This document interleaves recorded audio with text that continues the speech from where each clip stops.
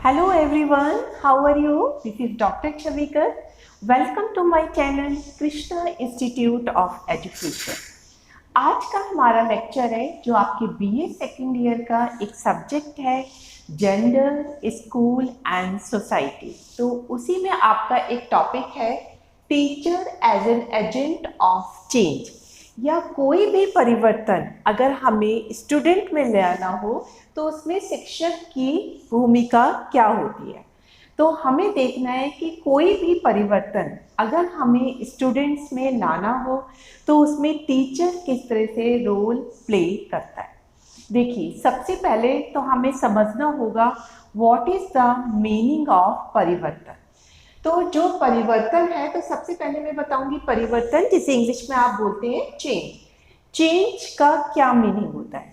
देखिए, जो चेंज होता है वो प्रकृति का नियम होता है। हर चीज़ चेंज होती रहती है।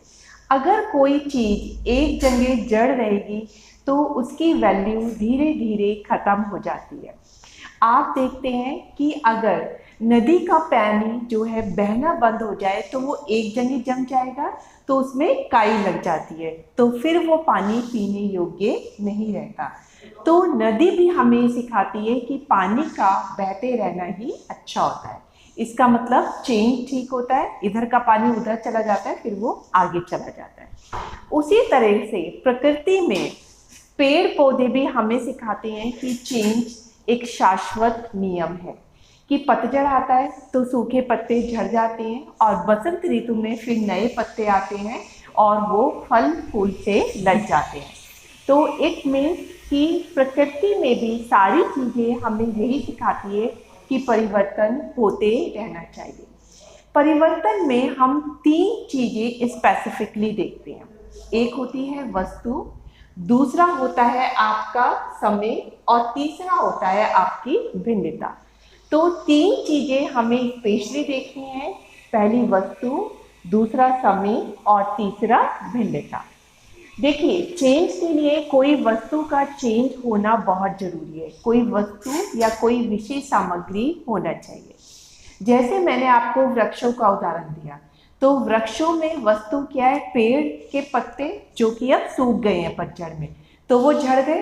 तो इसका मतलब किसी वस्तु या विशेष सामग्री में ही कोई चेंज आता है।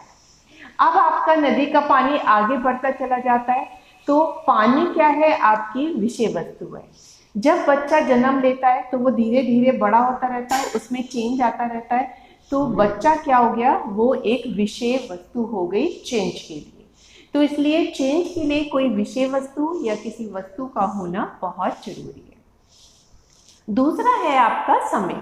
समय होना चाहिए। एक सेकंड के अंदर चेंज नहीं होता है, तो चेंज के लिए हम दो समय को लेकर उनमें कंपैरिजन करते हैं कि भाई पहले क्या था और अब क्या है। जैसे पहले बच्चा 5th क्लास में था, आज बच्चा 12th क्लास में है।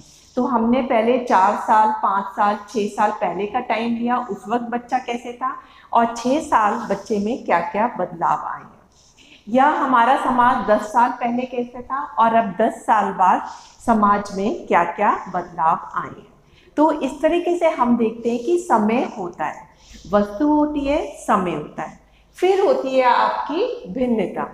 भिन्नता में क्या होता है कि आपका कोई चेंज भी आना चाहिए। जैसे आप देखते हैं पत्ते झड़ गए तो अब नए पत्ते आएंगे, तो इसका मतलब एक भिन्न आकार, रूप या रंग ले लिया। बच्चा पहले छोटा था, अब वो बड़ा हो गया, तो पहले छोटा था और अब वो बड़ा हो गया, तो बच्चे के स्वरूप में भी चेंज आता जा रहा है। तो इस तरह के आप किसी पेंसिल से लिखिए, आप बार बार लिखते जा रहे हैं, पेंसिल को दोबारे से आप जो है शार्प करें, तो पेंसिल पहले बड़ी थी अब छोटी होती जा रही है, तो इसका मतलब भिन्नता आती जा रही है। तो चेंज के लिए आपकी तीन चीज़ें जरूरी है। कोई विषय वस्तु होनी चाहिए और दो समय होने चाहिए, तभी तो आप कंपैरिजन करोगे कि पहले समय में ये थी वस्तु और दूसरे समय में ये थी। फिर है आपका भिन्नता होनी चाहिए। इसका मतलब विषय वस्तु में जो है कोई ना कोई भिन्नता आ जानी चाहिए। तो अब आपको समझ में आ गया होगा परिवर्तन किसे कहते हैं। मैंने आपको एग्जाम्पल भी दे दिए कि परिवर्तन में जो है क्या क्या चीज़ें होती हैं। अब मैं अपनी दूसरी स्लाइड से आपको बताऊंगी कि इस परिवर्तन में शिक्षक की क्या भूमिका होती है। तो अब हम समझाएंगे teacher as an agent of change. देखिए, जो बच्चा होता है परिवार के बाद सबसे पहले विद्यालय में जाता है और विद्यालय में शिक्षक ही उसे पढ़ाते हैं। तो शिक्षक जो होता है वो बच्चे के दिलो दिमाग पर बहुत ज़्यादा प्रभाव छोड़ता है, क्योंकि बच्चा जो है एक कच्ची मिट्टी के समान होता है और शिक्षक एक कुम्हार के समान होता है। जैसे कुम्हार मिट्टी को डिफरेंट रूप दे देते हैं, उसी तरह से शिक्षक भी बच्चों के मनोविज्ञान को पढ़ के उसको डिफरेंट रूप देते हैं। आप देखिए, अपने घर में भी देखिए, आपके छोटे भाई बहन होंगे, बच्चा मम्मी पापा की नहीं सुनेगा, अपने बड़े भाई बहनों की नहीं सुनेगा, लेकिन टीचर ने जो कह दिया वो उसके लिए पत्थर की लकीर है। तो टीचर जो कह देते हैं वो बच्चे जो हैं उनकी बातों को सुनते हैं। तो इससे पता चलता है कि टीचर का बच्चों पे कितना प्रभाव पड़ता है। तो अगर शिक्षक को कोई भी चेंज लाना है तो शिक्षक बड़े आराम से ला सकता है। वो जेंडर इनइक्वालिटी को ख़त्म कर सकता है, वो बच्चों को बहुत अच्छा बना सकता है, बच्चों को बहुत अच्छे नागरिक बना सकता है, महिला सशक्तिकरण की तरफ कदम उठा सकता है। तो इस तरीके से हम देखते हैं कि शिक्षक बहुत सारे चेंज लेकर आ सकता है। अब शिक्षक जब चेंज लेके आता है तो उसको क्या क्या चीज़ें जो है ध्यान में रखनी चाहिए कि जब वो जो है चेंज लेकर आता है। पहला है प्रभावी व्यक्तित्व से। देखिए, एक टीचर का जो पर्सनैलिटी है वो बहुत इम्प्रेसिव होनी चाहिए। अगर आप भी कॉलेज में जाते हैं, कोई टीचर तो ऐसे होते हैं वो अपने बातचीत करने के ढंग से, या जब वो क्लास में इंटरेक्शन करते हैं या जब वो पढ़ाते हैं तो उनका पर्सनैलिटी ही इतनी इफेक्टिव होती है, तो आप बहुत ध्यान से सुनते हैं और आप जो भी वो कहते हैं आपको लगता है कि शिक्षक बिल्कुल सच ही बोल रहे हैं। तो आप उनको अपना रोल मॉडल बना लेते हैं कि भाई ये टीचर जो कहेंगे हम बिल्कुल उसी हिसाब से अपने पढ़ाई की तैयारी करेंगे या अपने जीवन में इस तरीके से सकारात्मक चेंज लेके आएंगे। तो टीचर की पर्सनैलिटी का बच्चे के चेंज आने में बहुत ज़्यादा प्रभाव पड़ता है। नेक्स्ट है धर्मनिरपेक्ष दृष्टिकोण। देखिए, आजकल देखिए कितने धर्म के बेसिस पे दंगे होते हैं, कहीं पे हिंदू मुस्लिम, कहीं पे हिंदू सिख, तो बहुत सारे दंगे होते हैं। लेकिन अगर टीचर जो है धर्मनिरपेक्ष है, धर्मनिरपेक्ष का मतलब है कि उसका पर्सनल धर्म कोई सा भी हो लेकिन वो सब धर्म को बराबर समझता है, उनको उतना ही सम्मान देता है। जब टीचर धर्मनिरपेक्ष दृष्टिकोण को अपनाएगा तो उससे पढ़ने वाले बच्चे भी धर्म के प्रति जो है बहुत ही सकारात्मक विचार रखेंगे। अगर वो अपने धर्म से प्यार करेंगे तो वो दूसरे के धर्म से भी नफरत नहीं करेंगे।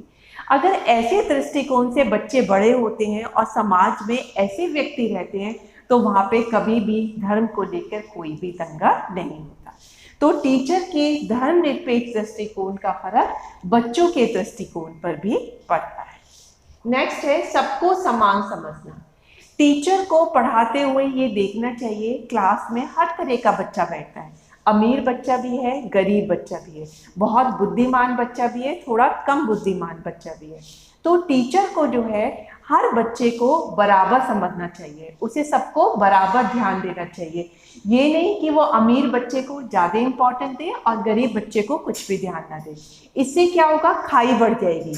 जो अमीर बच्चा है वो गरीब बच्चे पे अपना वर्चस्व स्थापित करने की कोशिश करेगा और गरीब बच्चा उसकी हमेशा आलोचना करेगा, क्योंकि उसे लगेगा कि मैं आलोचना करके उस बच्चे को हरा सकता हूँ। लेकिन अगर टीचर सबको बराबर से देखता है, बराबर दृष्टिकोण अपनाता है, सबको बराबर का अधिकार देता है, तो उस क्लास में कभी भी कोई आलोचना किसी की होगी नहीं और बच्चों में भी एक बहुत ही सकारात्मक दृष्टिकोण बनता है। नेक्स्ट है कक्षा की गतिविधियों में समान भागीदारी सुनिश्चित करना।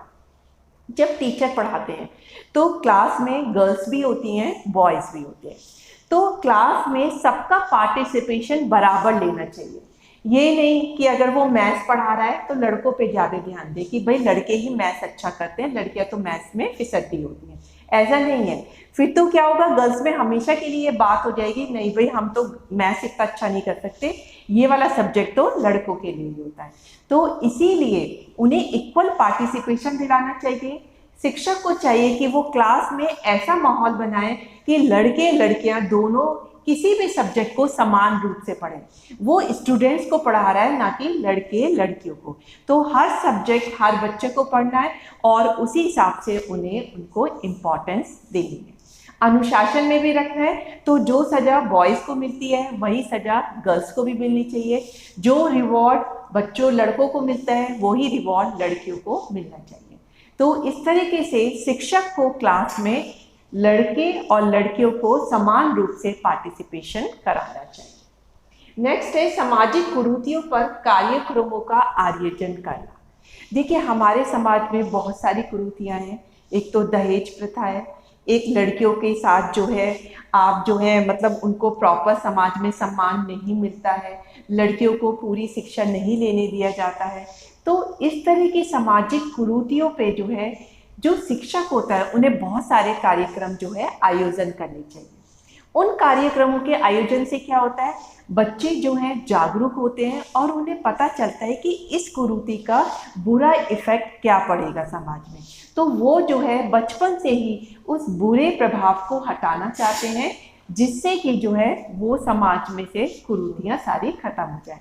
अगर शिक्षक इस दृष्टिकोण को लेके चलेगा कि हमें समाज में सारी कुरीतियाँ खत्म करनी है, तो फिर बच्चे भी इसी तरह से बनेंगे कि जहाँ भी वो समाज में कोई गलत चीज़ होते हुए देखेंगे तो वो उसका हमेशा विरोध करेंगे। और जब बच्चे विरोध करते हैं तो माता पिता भी उन्हीं का साथ देंगे। तो इस तरीके से धीरे धीरे समाज में सारी कुरीतियाँ चेंज हो सकती हैं, ख़त्म हो सकती हैं। तो इसमें शिक्षक की बहुत बड़ी भूमिका रहती है।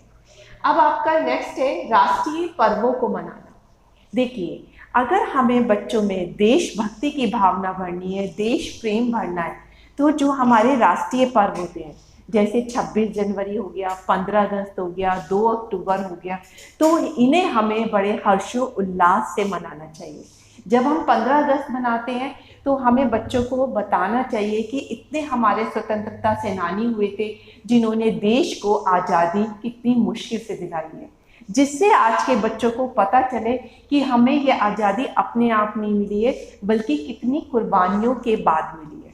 तब बच्चों को जब ये पता चलेगा तो उनमें भी देश प्रेम की भावना आएगी और वो अपने देश के निर्माण में अपना कंट्रीब्यूशन देंगे। तो राष्ट्रीय पर्व मनाने से जो है बहुत देशभक्ति की भावना बच्चों में आती है। अब नेक्स्ट स्लाइड में मैं आपको और ज़्यादा पॉइंट बताऊंगी। तो अब नेक्स्ट है कर्तव्यनिष्ठ होना। देखिए, एक टीचर को कर्तव्यनिष्ठ जरूर होना चाहिए। अगर टीचर सोचता है मेरा काम सिर्फ सैलरी लेना है और पढ़ाऊंगा, बच्चों को समझ में आ रहा है नहीं आ रहा है, वो कुछ जागरूक हो रहे हैं या नहीं हो रहे हैं, उनका इम्प्रूवमेंट हो रहा है या नहीं हो रहा है, ये मेरा काम नहीं है, तो फिर शिक्षक कोई भी परिवर्तन लेके नहीं आ सकता। शिक्षक को सबसे पहले अपने कर्तव्य को समझना होगा। उसका कर्तव्य सिर्फ सैलरी लेना नहीं है बल्कि बच्चों का ओवरऑल डेवलपमेंट करना है। जब वो इस कर्तव्य भावना से चलेगा तो कोई ताकत नहीं है कि उसकी कक्षा के बालकों का सर्वांगीण विकास ना हो। नेक्स्ट है बाल मनोविज्ञान से परिवर्तन की आधारशिला रखना। देखिए, शिक्षक को बाल मनोविज्ञान की नॉलेज बहुत अच्छे से होनी चाहिए। बाल मनोविज्ञान का मतलब है कि हर बच्चा अलग होता है। जैसे 5 उंगलियां बराबर नहीं होती, उसी तरह से क्लास का हर बच्चा बराबर नहीं होता। किसी को खेल कूद में मज़ा आता है, किसी को पढ़ाई करने में मज़ा आता है, किसी को म्यूज़िक में मज़ा आता है, तो किसी को थिएटर करने में मज़ा आता है। तो उन्हें बच्चों की रुचियों का ध्यान रखना चाहिए, रुचियों के हिसाब से उनको काम बांटना चाहिए। और अगर कोई बच्चा कमज़ोर है तो उसकी आलोचना ना करके उसको मोटिवेट करना चाहिए ताकि वो बच्चा हीन भावना से ग्रस्त ना हो। अगर इस तरीके से बाल मनोविज्ञान को समझ के टीचर जो है हर बच्चे को अलग अलग तरीके से उसकी समस्याओं को सुलझाएगा तो बच्चों पे बहुत ही ज़्यादा सकारात्मक प्रभाव पड़ता है। नेक्स्ट है सांस्कृतिक परिवर्तन लाना। देखिए, टीचर की एक ड्यूटी होती है कि बच्चों में अपनी संस्कृति से संबंधित अच्छे मूल्य को उनमें डालना। जैसे सुबह ही सब बच्चे आते हैं तो उनसे प्रेयर करानी चाहिए, उनको बोलना चाहिए कि जैसे कोई आपसे बड़ा आता है, आपके सीनियर आते हैं तो आप गुड मॉर्निंग करें, आपके टीचर्स आते हैं तो आप उनके पैर छुएं। घर में भी आप जब सुबह उठते हैं तो अपने माता पिता के पैर छुएं। तो धीरे धीरे इन संस्कृति का मूल्य उन्हें बच्चों में देना चाहिए। जब वो बच्चों से रोज इस तरह की प्रैक्टिस कराएंगे तो ऑब्वियसली बच्चों को अपनी संस्कृति से रूबरू होंगे और उन्हें अपनी संस्कृति का ज्ञान हो जाएगा। नेक्स्ट है जिज्ञासा उत्पन्न करना। देखिए, शिक्षक का एक ये बड़ा उद्देश्य होना चाहिए कि वो बच्चों में हर चीज के लिए जिज्ञासा उत्पन्न करें।